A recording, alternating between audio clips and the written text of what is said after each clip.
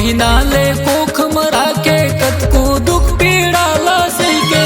का होगे गलती मोर से निकाले वो कई दिल से अनाथ होगी मदाई दर दर भटकत हो माई अनाथ होगी मदाई दर दर भटकत हो माई बिना महतारी के वो दाई बिना महतारी के वो 9 महीना ले कोख मरा के कतको दुख पीड़ा ला सही के का होगे गलती मोर से निकाले वो कई दिल से अनाथ होगी मदाई दर दर भटकत हो माई अनाथ होगी मदाई दर दर भटकत हो माई बिना महतारी के वो दाई बिना महतारी के वो।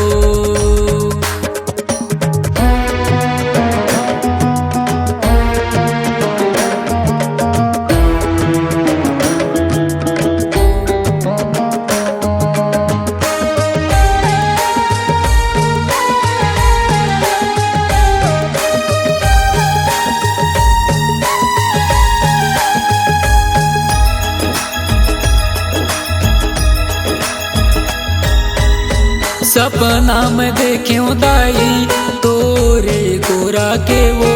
तब कथे आंसू दाई तोरे अगोरा माओ तब कथे आंसू दाई तोरे अगोरा माओ।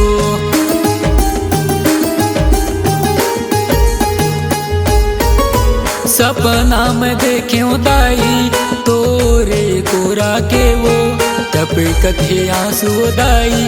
तोरे अगोरा माओ तब कथे आंसू दाई तोरे अगोरा माओ। 9 महीना ले कोख मरा के कतको दुख पीड़ा ला सही के का होगे गलती मोर से निकाले वो कई दिल से अनाथ होगी मदाई दर दर भटकत हो माई अनाथ होगी मदाई दर दर भटकत हो माई बिना महतारी के वो दाई बिना महतारी के वो।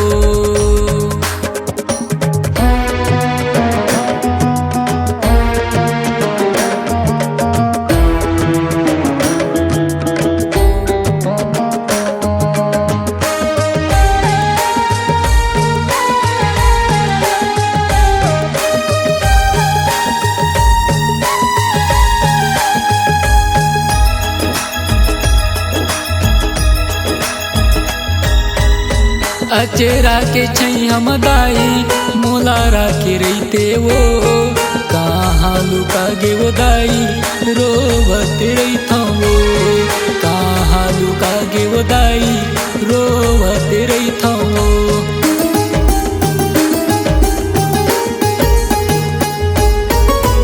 अचेरा के छैया मदाई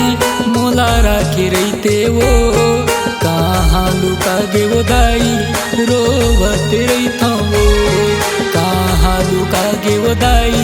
रोवत रही था वो। 9 महीना ले कोख मरा के कतको दुख पीड़ा ला सही के का होगे गलती मोर से निकाले वो कई दिल से अनाथ होगी मदाई दर दर भटकत हो माई अनाथ होगी मदाई दर दर भटकत हो माई बिना महतारी के वो दाई बिना महतारी के वो। 9 महीना ले कोख मरा के कतको दुख पीड़ा ला सही के का होगे गलती मोर से निकाले वो कई दिल से अनाथ होगी मदाई दर दर भटकत हो माई अनाथ होगी मदाई दर दर भटकत हो माई बिना महतारी के वो दाई बिना महतारी के वो